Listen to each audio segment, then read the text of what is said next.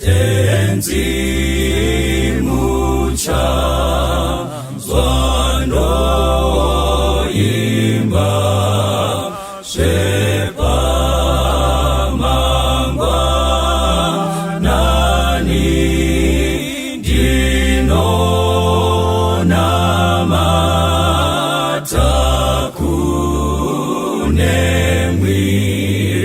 dino chema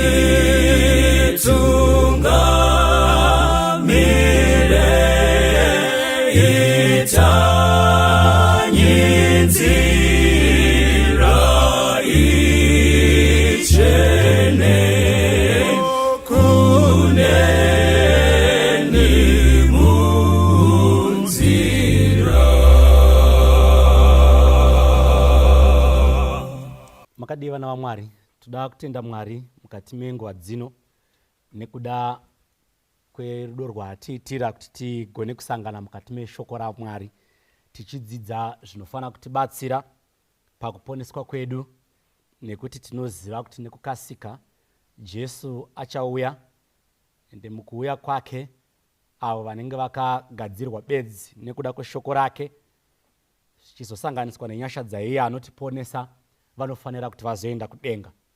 Tisati taenda kudenga, tine basa ratakanangana naro ratinofanira kuti tiite tiri pasi pezuva rekuparidzwa kweivhangeri yaMwari. Now, John chapter 1 ine recipe iri very simple yekuparidzwa kweivhangeri kuti kuguma kuzosvika. Bhaibheri shoko raMwari mukaricherechedza rinoti ivhangeri iyi youshe ichaparidzwa kunyika dzose. Kana ichinge yaparidzwa kunyika dzose, yasvika in every corner, ipapo kuguma kuchasvika. Saka zvazvinoreva ndezvekuti kuparidzwa kweivhangeri yaMwari kuchabatsiridza kana kuti kune chekuita kana kuti kunonongedzera kukuuya kwaJesu kwechipiri.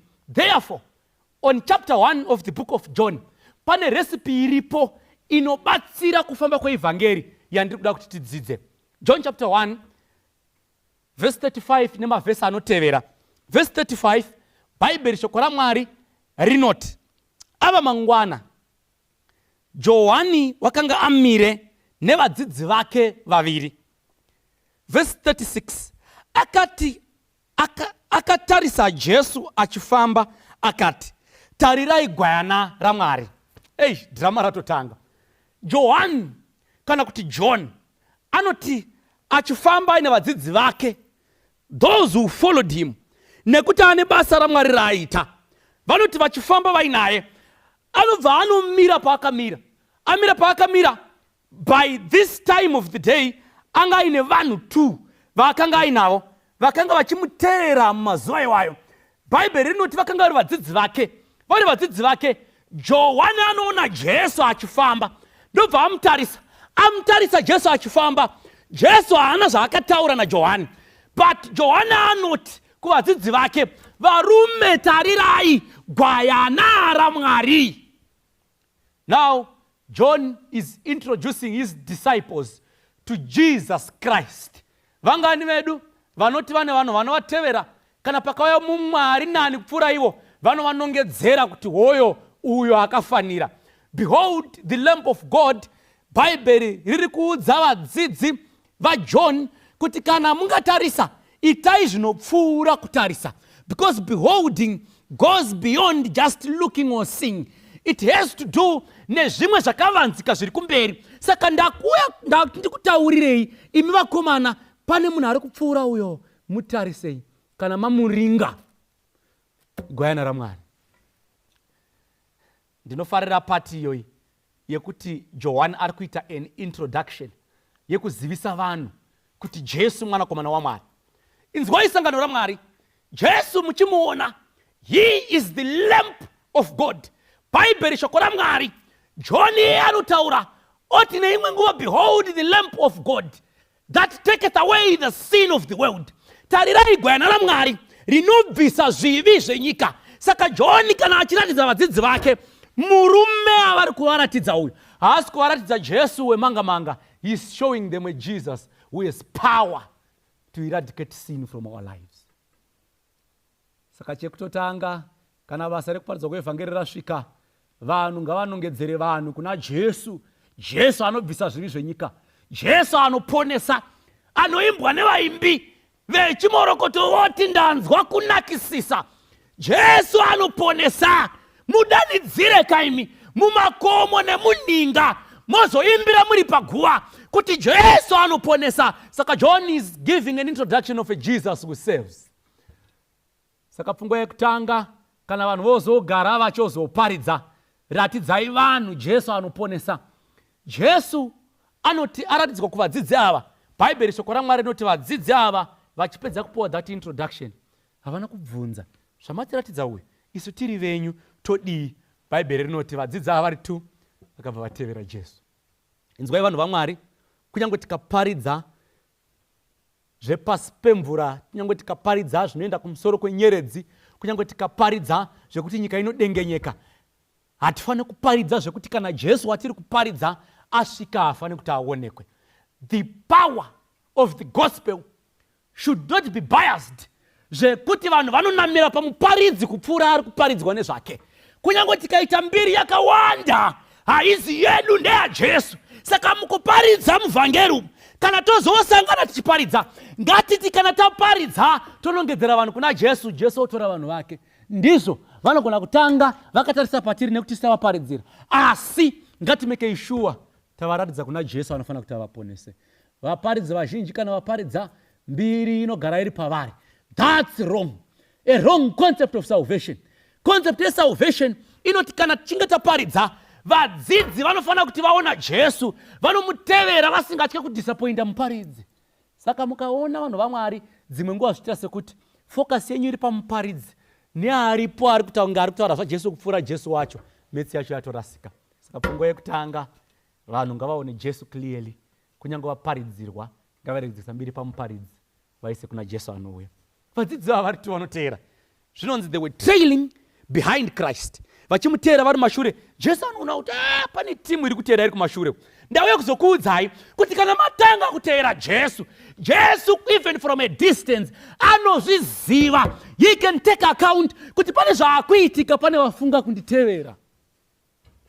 Jesu anga asati acheuka panguva iyi, but akangonzwa kuti pane vasarudza kuteera Jesu. I have decided, muimba anoimba, to follow Jesus. No turning back. Akatarisa kumberi, the world behind me, the cross before me. Achitevera Jesu. Asi ndauya kuzokuudzai kuti hamusi kuzoteera Jesu asingakunotisei. Kuna vanhu vakawanda vanofollowa vanhu vasinei navo. You follow them on Twitter, they don't even know you. You follow them on Facebook, they don't even care that you exist.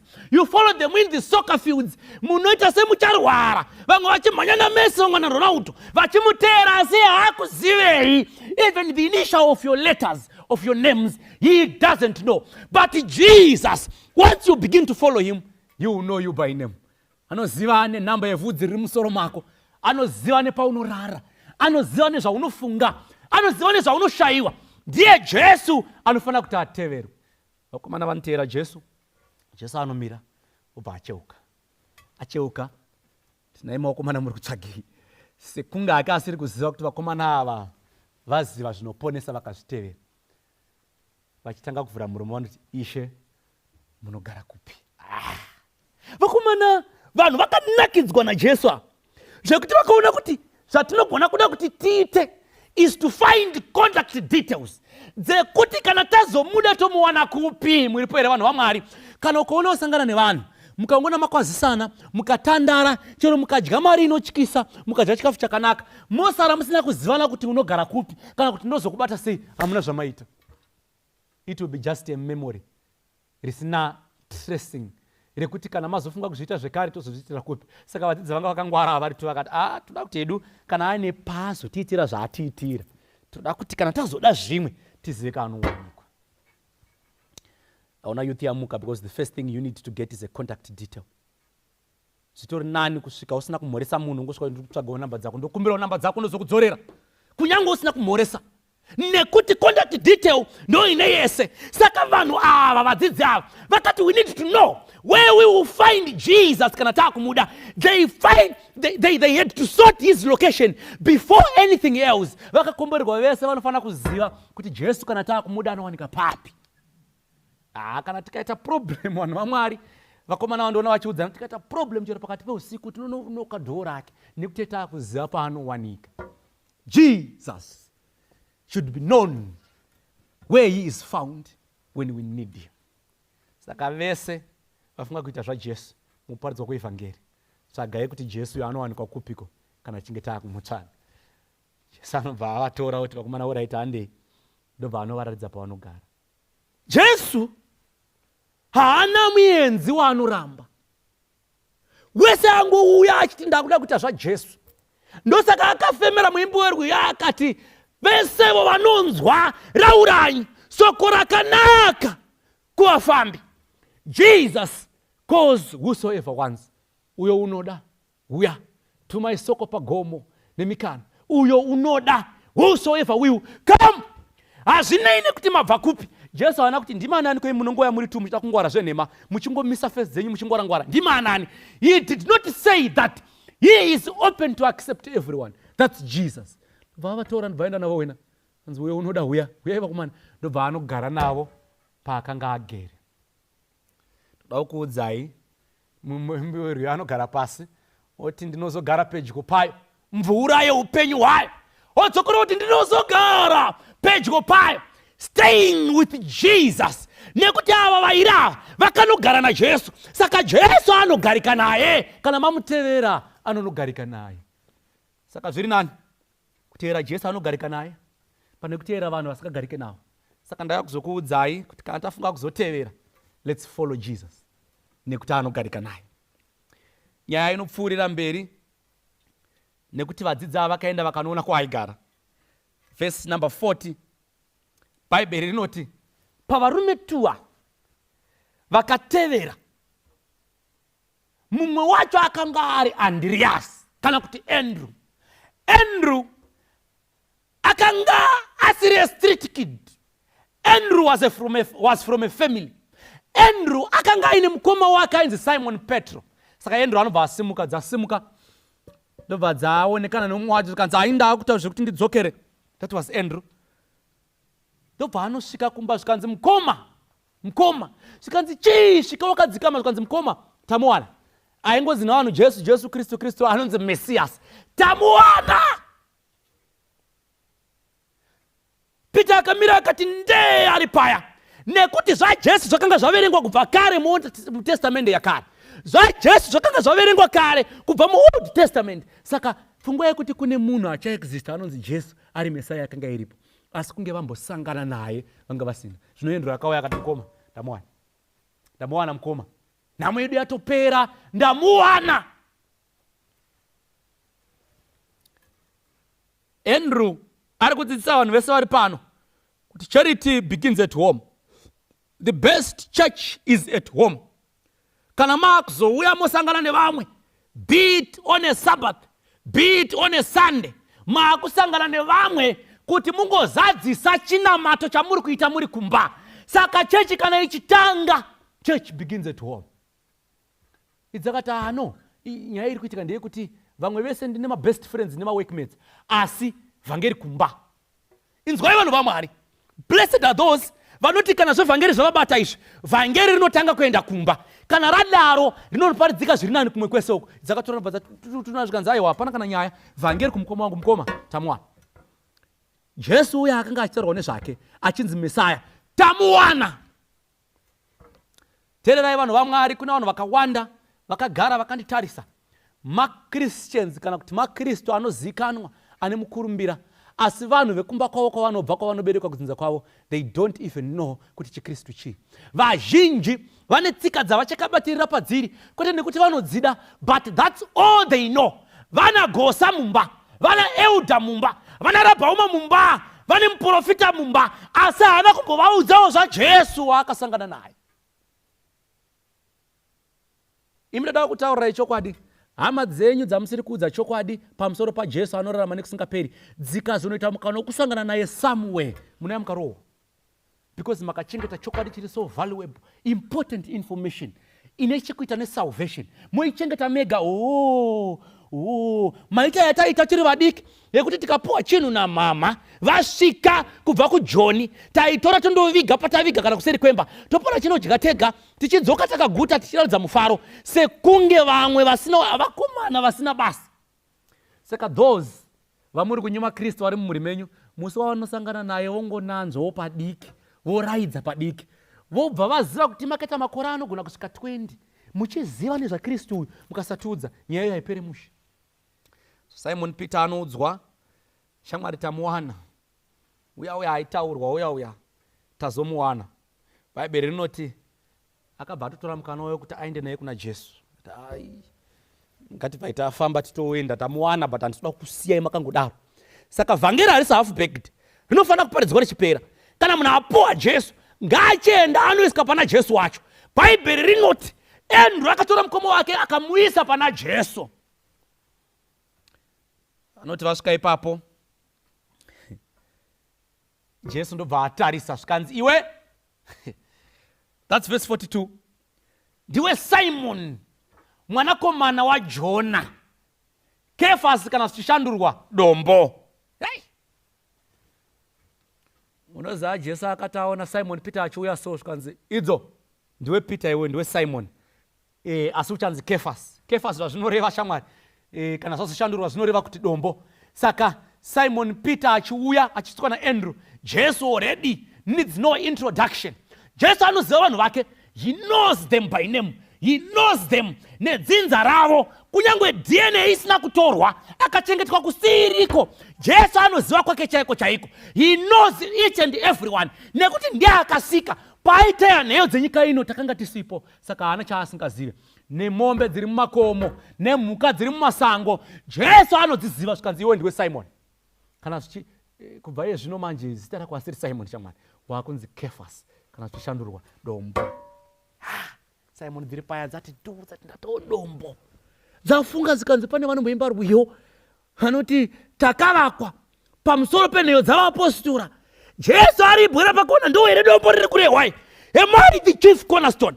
Vamwe vapana vakaimba ndobva vatanga kujoka nerwiyo vakati, the stone which the builder built a house rejected. Ndini here dombo rakavakwa nevavaki, rakaraswa nevavaki, richizvidzwa nevavaki, rikazova musoro wekona mukuru ari kurevesa heroyo kuti I'm going to be a chief pillar, a chief cornerstone.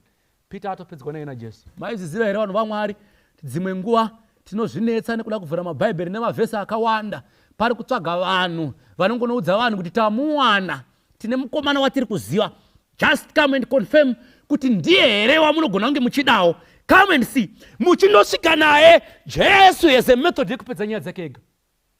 Peter akutobwaira paya, Jesu akutomudedza nezita renyowani, Kefasi, dombo, the chief cornerstone. Peter ari paya, kumba uchadzokera kumba, wanzi ndiwe dombo, unoenda kupi, vanhu vanosara vachivaka nei? Kona Peter akagara ari paya, atomirira kuti pane next program here tiite zvinoita naJesu. Chechi yaJesu iri kutokura.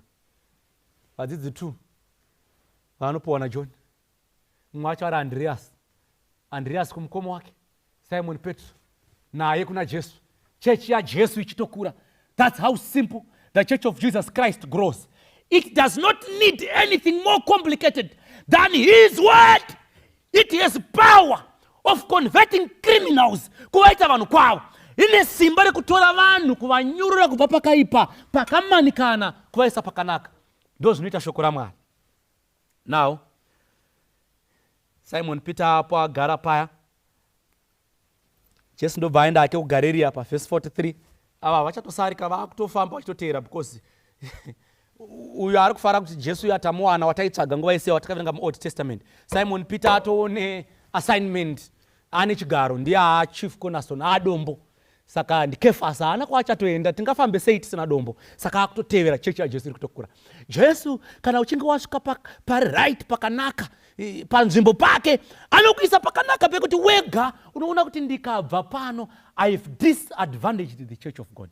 Mission inenge yaureiwa. Ndobva dzasimuka, Jesu anosvika kuGarirea.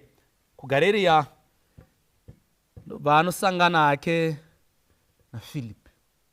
Garirea ndokwaizikanwa kuti yanga iri nzvimbo yana Simon Peter naAndrew. Saka zvinoreva ndezvekuti pavanosvika kuya vachiteerana naJesu, pane vamwewo vaingovateerera by virtue of influence, vekuti vakaudzwa namukoma havarambe kunzi takuita zvaJesu, saka ima hapana chamuchaita makutongoteerawo, mai takuita zvaJesu, ndo zvakanga zviripo. Saka akaendwa naye Jesu, ndobva anosvika kumba kwake, ndobva anosangana naFilipo. Filipo inondinakidza because yaFilipo haina kumboti haso yakawanda. Jesu angoona Filipo kuti ndobva ati iwewe nditevere. Filipo kana airaura, kana aikanika mota, ndobva atokanda zvipanero, anoti ako tikanza nditeere nemunhu mukuru. Maizviziva here vanhu vaMwari kuti kune vamwe vanhu pasi pezuva vasina nharo, zvakadaro zvekuti chavari kungoda kuudzwa zvekuita kuti chiitai zvaJesu vakutosiya. Kungonosvika pavakaungana so, pavari kuita zvavari kuita, moti varume, chasara panyika ino ndechekuti tinamate, ngatiitei zvekuchechi. Unogona kutobva navamwe vacho nekuti Filipo akamboudzwa izvo akatodaro. Kana akanga ari pamaricho, Filipo akatosiya akati handadedzwa naJesu, ndakuita zvaJesu, pane dzandidedza idzi handinga vakomana toonana. Ko zvipanera zvako ayo takutoita zvemukomana atodedzwa, we have a higher calling. Ndokureruka kwakaita kuparidzwa kweevhangeri yaMwari kuti vanhu vane makategorizi avo mukusiyana kwavo, no matter how complicated they could be. Kune vamwe vanenge vakareruka zvekuti vari kungoda kuudzwa kunzi Jesu akuda kuti muchiteerere. Now, Filipo anoti ateera Jesu afamba. Filipo anonodzokawo, adzoka ndobva anotsvaga mukomana ainzi Nathaniel. Asvika pana Nathaniel, Bhaibheri rinoti shamwari tamuwana iye wataiverenga nezvake uya tichiti akanyorwa namaprofita, tamuwana. Anonzi Jesu weNazareta, zvikanzi Nathaniel watanga. Iwe unofanira kuziva kuti Nazareta hakuna chakanaka chinobva ikoko chisvino. Kana Jesu wacho akutobva kuNazareta, metse yacho yatofa kudhara, yatofa yakalodha, yatova yairi defeated, hapana nyaya apa. Haangamboita Mesiya anobva kuNazareta. Pane here chakanaka chingabve kuNazareta. Pane pfungwa yandafarire kuti varume ava vaitopota vachitoverenga zvaJesu, vanga vakangomirira mukana wekuti vamuwane. Zvikanzi vashamwari, handisida kunetsana newe, no arguments with you, hande unoona, come and see. Nathaniel achiri kure uko, Jesu manje muri kuona chechi yaJesu iri kutokura as we grow and progress. Nathaniel ari kure, zvikanzi right, ndamuona muIsraeri wazvokwadi asina kunyengera maari. Dziya dzarumbidzwa zikati ishe, koma ndiziva sei? Zvikanzi aka pawanga uri pasi pemuonde ndakuona. Zikati muri mana information, zvikanzi mimi ndimi Mesaya, mwanakomana waMwari chaiye chaiye, ndimi Jesu Kristu. Zvikanzi wakungodaro kana kuti ndatida kuona uri pasi pemuonde. And conversation iyo yakutoitwa vanhu vatowo muchechi. Jesu anoziva pekuisa vanhu vake pakanaka. Akaona Nathaniel aidhauta ari kure, paakanosvika akangonzi iwe uri muIsraeri wazvokwadiwe. Hakuna mumwe, ndiwe muIsraeri wazvokwadi. Ndava kuzokuudzai vanhu vaMwari kuti Mwari ane mamethods aanoshandisa kutora vanhu vake kubva kuchakamanikana achivaita vanhu vake. Chechi yake ichikura, chedu isusu kuenda neevhangeri, sekuimba kwerwiyo kwemuimbi oti Mumakomo NeMuninga. Kana tasvika nawo pana Jesu, tangoti uyai muone Jesus will finish off his issues. Once aita face to face nemunhu, nyaya yacho hairambi yakadaro, inopfuurira mberi mune zvakanaka. Evhangeri yeushe inofanira kuenda chero kushamwari, nekuti Filipo akandotora shamwari yake. Kungosvika kuti shamwari handina chekutaura newe, hande kuna Jesu takuta zvaJesu. Ndobva chechi yatokura. The church of Jesus grows by the preaching of the gospel. Ivhangeri youshe ichaparidzirwa kundudzi dzose nekuvanhu vose nekunyika dzose kana zvichinge zvadaro kuguma kusvika. Muripo here vanhu vaMwari vese vari pano vakanditarisa? Paridzai ivhangeri nguva ichipo, tibate basa achiri masikati nekuti usiku hunouya. Tisanete. Mberwe anoti ndanzwa kunakisisa. Jesu anoponesa. Vakomanaka, tumirei chero kuvanyangadzi. Let the message reach them. Let it be in their ears that Jesus saves. Mumakomo NeMuninga. Makamanikana macho imomo. Mulipo here chimorokoto. Fambai naro vhangeri kuti vazhinji vakorwe kuna Jesu. Nekuti nyaya iripo chasara panyika ino ndechekunamata. Shamwari dzedu dzoimba dzogara pasi dzoti hurukuro mazuva ano ndedzaJesu. Asi Mwari ka mune rudo. Chasara panyika ino, changosara panyika ino ndechekunamata. Vanonamata seiko? Vanonamata kana vaziviswa. Vaziva chiko shoko raMwari. Zvikadaro kuguma kwasvika. Kuguma kana kuchinge kwasvika, Jesu auya. Jesu kana achinge auya, vazhinji voenda kudenga. So this gospel shall be preached. Basa richipedzeswa mumwe nemumwe panzvimbo yake, takamira nekusatya. Tichinge tadaro, Jesu ari kudenga oshedzera zvaringana. Let this gospel be preached. Mumakomo NeMuninga roponesa vazhinji. Kunyangwe zvakaoma ngarirambe richiparidzwa, nekuti kana rikaparidzwa vanhu havazorambe vakadaro. Rinoshandura mapenzi kuvaita vanhu kwavo. Rinotora nzenza kudziisa pedyo naKristu, dzigofamba neivhangeri zvakanaka. Chechi yaJesu, what is guaranteed is inokura ichienda mberi kana vanhu varimo vakaparidza ivhangeri mumwe nemumwe panzvimbo yake within our capacities, sezvakaita vanhu pana John chapter 1. Mwari akukomborerei, akuitirei zvakanaka. Amen. Tanzwa kunakisisa, Jesu aponesa, iro soko raura. Jesu aponesa, siwisa nyika dzese, kumirio kwenyanza, tenzi anotituma. Jesu aponesa, tumira nyika nyanza. Jesu aponesa, unzanyi vanyangadzi. Jesu aponesa, imbanyi ozvitsuwa. Kana vari panyanza, pasiri chazorinzwa. Jesu aponesa, imbanyi mudambudzo. Jesu aponesa, neupenyu nerufu. Jesu aponesa, imbanyi nekupfawa. Moyo unodamutsa, imiranyi paguva. Jesu aponesa, ipa izwi pamweya. Jesu aponesa, kuti ndudzi dzizoda.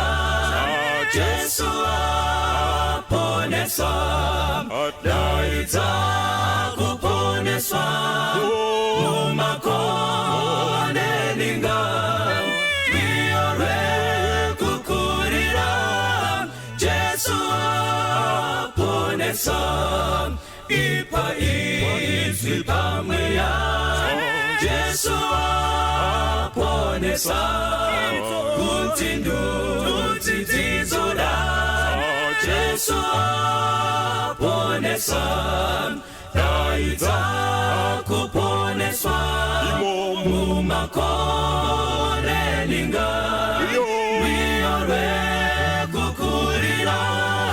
Jesu aponesa. aponesa, daidza kuponeswa. Mumakomo NeMuninga, viore kukurira. Jesu aponesa, viore kukurira. Jesu aponesa, viore kukurira.